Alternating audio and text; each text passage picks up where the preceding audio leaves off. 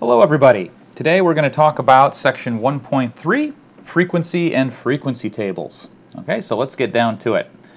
What I have here is I have some data.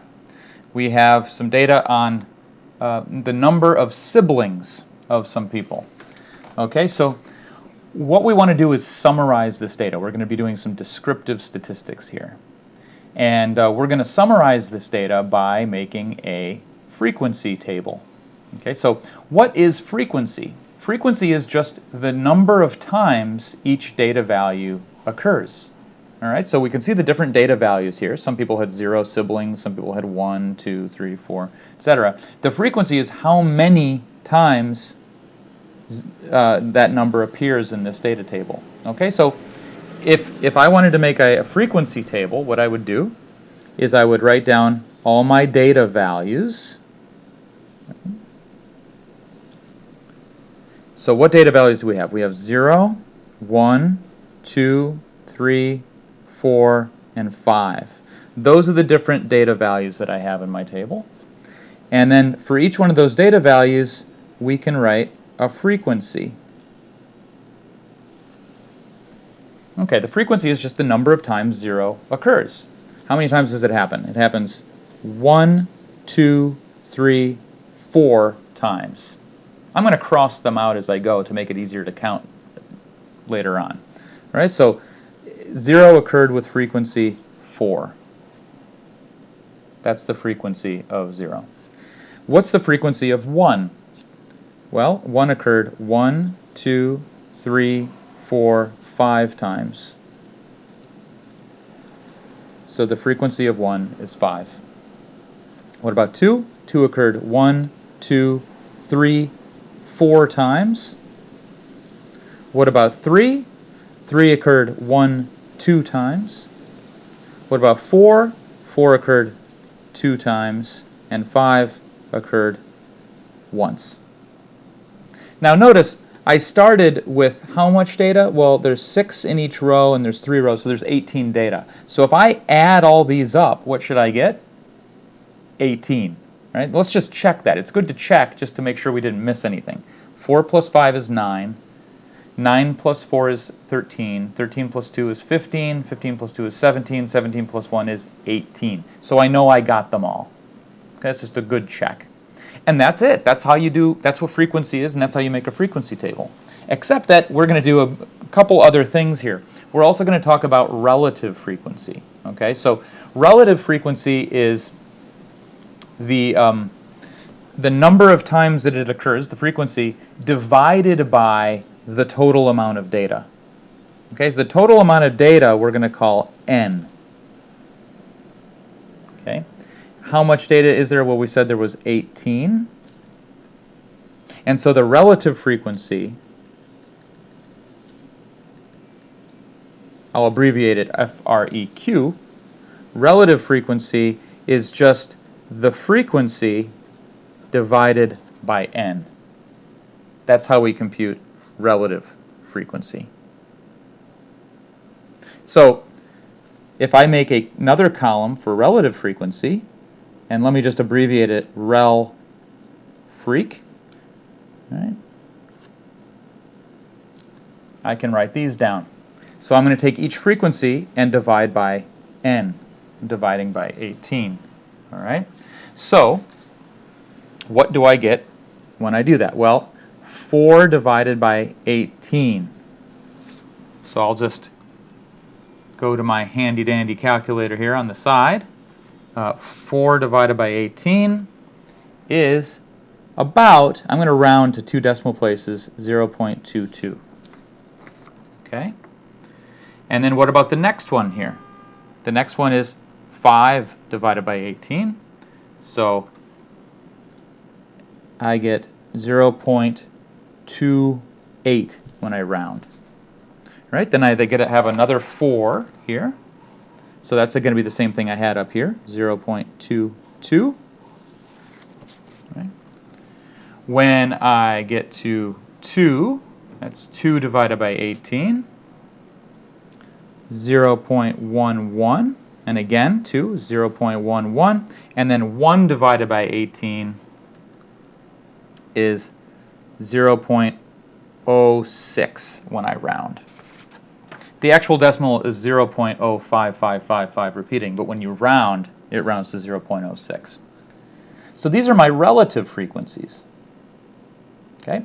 And there's one more thing we're going to do. We are going to look at cumulative frequency. Okay? So we're actually going to look at cumulative relative frequency. So cumulative means accumulate. It means to just add them all up as we go.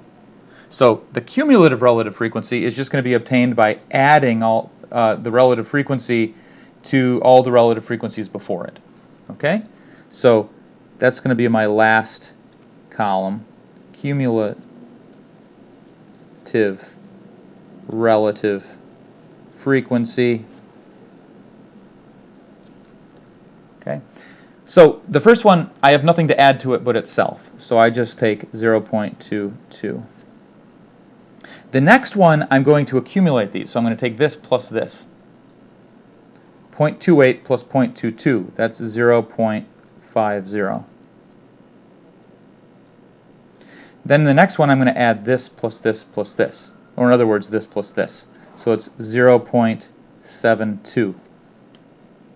And the next one, I'm going to take this plus this plus this plus this. Or in other words, this plus this. So it's going to be 0.83. And the next one, I'm going to take this plus this plus this plus this plus this. I'm going to add all those up. Or in other words, this plus this, right? So 0.94. And the last one is this plus this. Or in other words, all of these added up. It's 1.00. Does it make sense that it added up to 1.00? Well, I hope it does to you, because these are all, you can think of these as percentages, right? They're just not multiplied by 100 yet. And when you add up all the percentages, you should get to 100%. So you should get to 1 at the end. However, you might be a little bit off because of rounding, all right? If you rounded these, as we did, there could be a little bit of round-off error. So you might come to something a little bit more than 1 or a little bit less than 1, all right, just due to round-off error. But if you're more than 0.01 away, then you should look through your stuff. You probably made a mistake, okay? So, but in general, this is a good check. This number should come to about 1. And if it doesn't, you did something wrong. And what this table is doing is it's summarizing the data. So instead of looking at all these numbers, and data sets are usually even bigger than this, we can summarize it just by looking at this table. And so we can see of all the different sibling amounts, we can see which amounts were most common. We can see that having one sibling from this group was the most common. And as you get more than one sibling, it becomes less and less frequent, right? And these you can think of as the percentages of people that had that many siblings. So if you wanted to make a pie chart, you would use these, right? And this, we'll talk about this later on when we start making plots based on this, when we start making histograms, how we can make sense of this information, okay? So that's making a frequency table. Sometimes you'll be asked just for the frequency. Sometimes you'll be asked for a relative frequency. Sometimes you'll be asked for all three of these. It just depends on what you're asked. You don't always have to do all of these. Okay, let's go down to the next one. The next data set that we have here, I have to adjust my camera here. I'm going to move it down a little bit. I'm running out of space on my table. Okay, so here we have favorite burger place. So we have different people and what their favorite burger place was. Okay. And now here the data is not numerical. Can we still do a frequency table? Well, if you think about all we did to make the frequency table, we just added things up. We just added the number of times they occurred. They didn't have to be numbers themselves. Right? So it should be fine. So let's go ahead and do the same thing. So let's look at our data. Our data are the different burger places. So we have Tommy's. I'm just going to abbreviate it.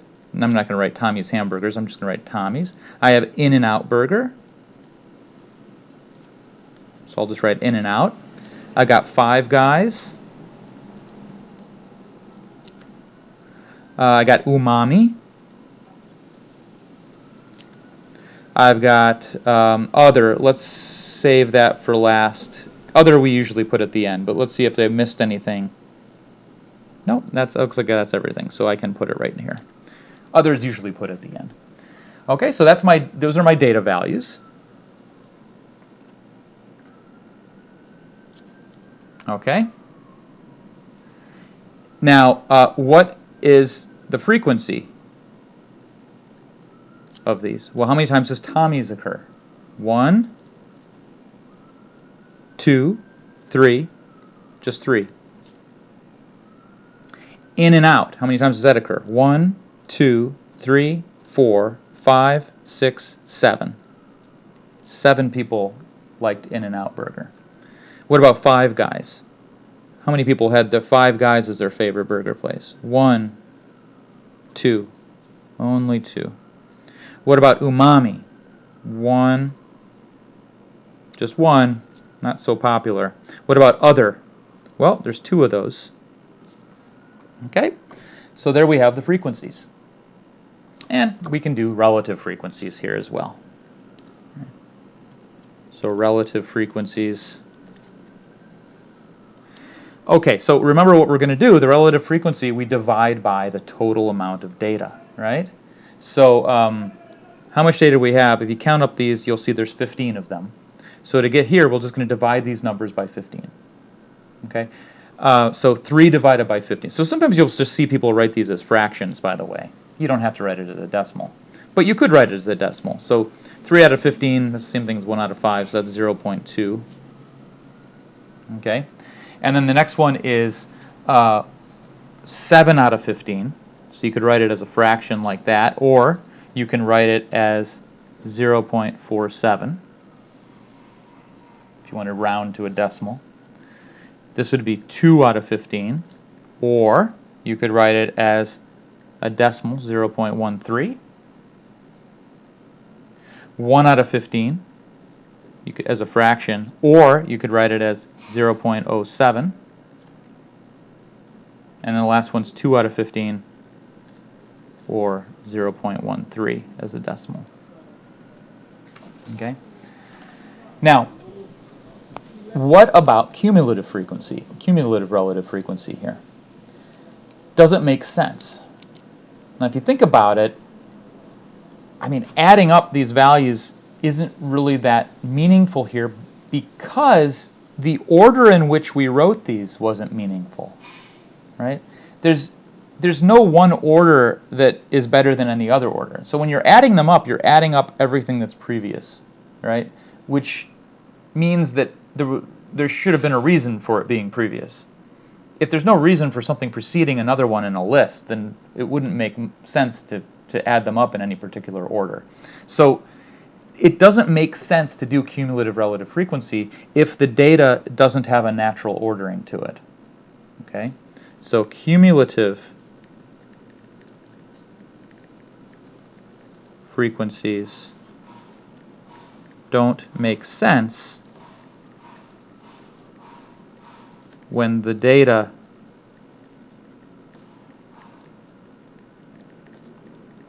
doesn't have a natural ordering. And that's the case here. There's no natural way to order these. Now, look, compare that to what we did up here. These do have a natural ordering, numerical ordering, right? The number of siblings can be listed in order of the amount, right? So it does make sense, right? Here, saying that, you know, the amount of burger places at Umami or before was some number doesn't make any sense, because what does it mean to be before Umami Burger, right? You could say alphabetical order, but that's kind of an artificial thing. That just has to do with the name. It's not a natural thing. As opposed to something like grades. If letter grades have a natural ordering, so even though they're A, B, C, they're not numbers, it makes sense to put them into an order. We know that A is better than B and B is better than C. So keep that in mind. If the data doesn't have a natural ordering, it doesn't make sense to do cumulative frequency. Okay, let's do one more data set that's a little bit different.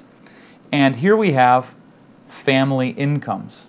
Okay, so family incomes, these are in thousands, Okay? And now, if I were to dive in and just start making a frequency table here, what would happen? Let me get another sheet so I don't ruin my space here. And let's just go through and do this. Let's be hasty and just start making a frequency table and see what goes wrong. Okay, see if you can think of what's going to go wrong before I do this. So we start with our data values in our first column, right? And then we're going to put our frequency next. Okay, so what are my data values? Well, let's take the least one here. The smallest one is 14.089. The next highest one is 47.957. The next highest is 50.000. Okay, so I'm gonna list all these out, and then I'm gonna look at the frequencies. Now, what do I get for the frequencies? This one occurs exactly once. This one occurs exactly once. This one occurs exactly once. They're all going to occur exactly once. So what that means is that this table is not going to be useful. I mean, all I'm doing is replicating the data that I already have. I'm just writing it all down in a list. That's not really that useful, right? I'm not doing anything. So we need to do something different here, okay? That's not the way to do it. So what we're going to do here is that we are going to group the data, okay? And this is what you do when you have continuous data. In my previous video, I talked about what continuous data is, right? So when you have continuous data, you should group them into intervals of equal size.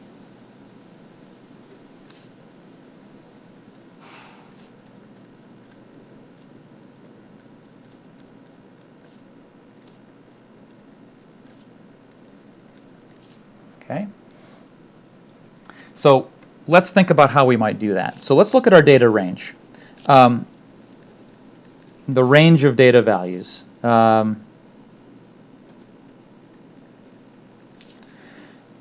Data range. Okay. They go from, the smallest is about 14 to the largest is 206.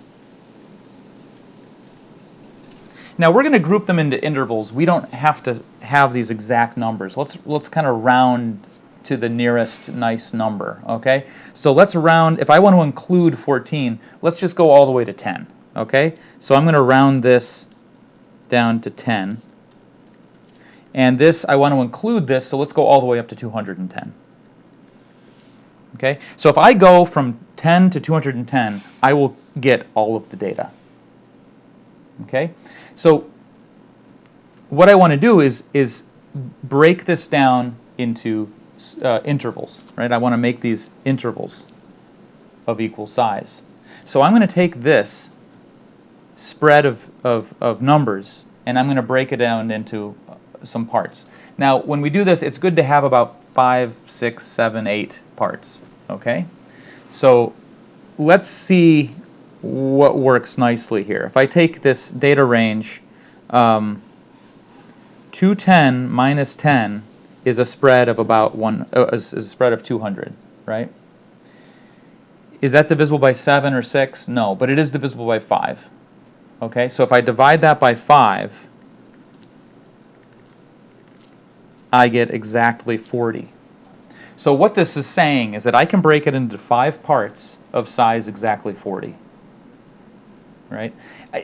If you wanted to break down to 6 parts, we wouldn't come up with a nice whole number. So maybe that's not the best way to do it. And if you try 7, it doesn't work so well either.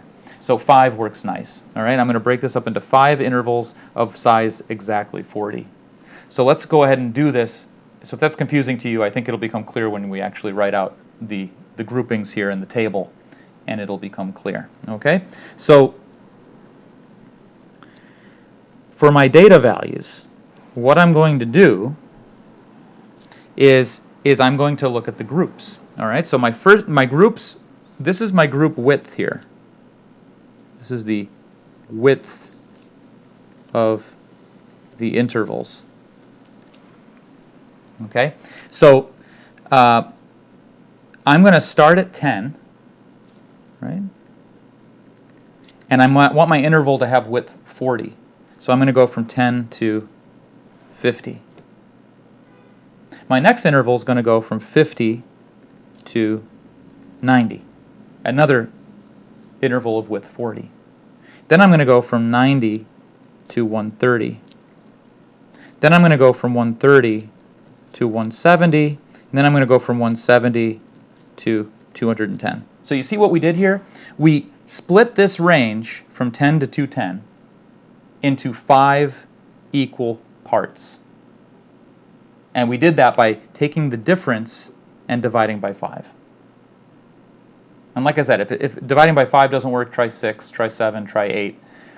Try to break it down into, not too many parts. I think if you have 10 parts, it starts getting a bit much, all right? Because then you're not really grouping the data down so much, you're just listing it again. Okay, so now we're going to look at the frequencies. So when I do the frequency, I'm asking how much data falls into this range. So I'm going to go back up to my data, and I'm going to see how many data values are between 10 and 50. All right, let's see. Bum, bum, bum, bum, bum, bum, bum, bum, bum, bum, bum. Oh, wait, yeah, this one.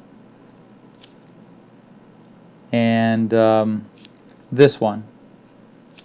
And now this one, it's a judgment call, right? Because now I have to decide, is it going to be in this group or is it going to be in this group? Now, we have to make a consistent decision here. If we're going to group it into here, that means we're including the left number but not the right, because I want the right to go to the next group. So I have to make a decision for 50. Am I putting it in this one? Are we including 50 in this, or are we including 50 in this? So let's be consistent by just making a note of that. Let's say these intervals only include their left endpoint, not their right. So 50 won't be included here, but 10 would. Okay, so these include left endpoint. That means this includes 10, but not 50. Okay, so 50 would not fall into here. Okay, so how many did I count? I just counted 2, so that's 2. Now, how many data values fell between 50 and 90?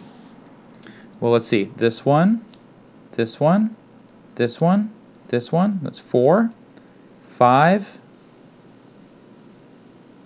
6, 7, 8.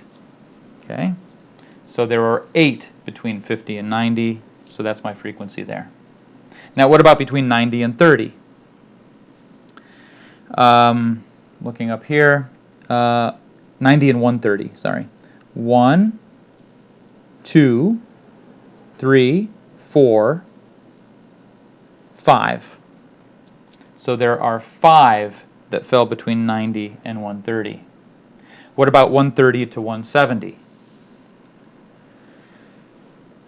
Well, there's 1, 2, 3, there's 3. Okay. What about between 170 and 210? 1, 2. Okay. And there were 20 data values. Let's make sure these add up to 20. 2 plus 8 is 10, plus 5 is 15, plus 3 is 18, plus 2 is 20. Good. Now, we can do relative frequencies. Relative frequency, we're going to divide these by the amount of data, which we said was 20. So this will be 2 divided by 20. As a decimal, that's 0.10. Here we have 8 divided by 20, 0.40. 5 divided by 20 is 0.25. 3 divided by 20 is 0.15, right? And 2 divided by 20 is 0.10. Now, are these in a natural order? Yes, they're in a numerical order. So it makes sense to do cumulative relative frequency.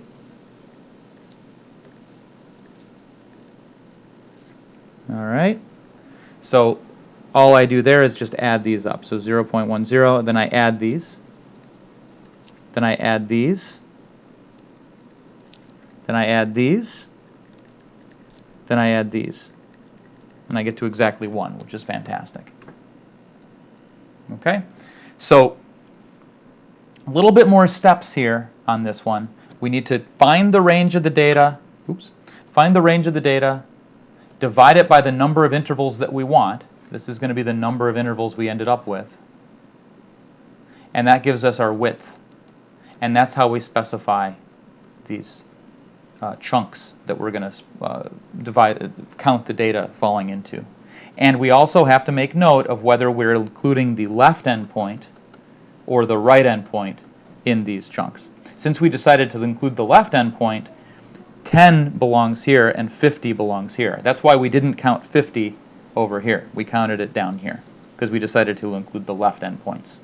You could have included the rights if you wanted to, just as long as you're consistent throughout. And you should make note of it so that the person reading the summary knows. Okay? So that's it for this video. I will see you in the next one.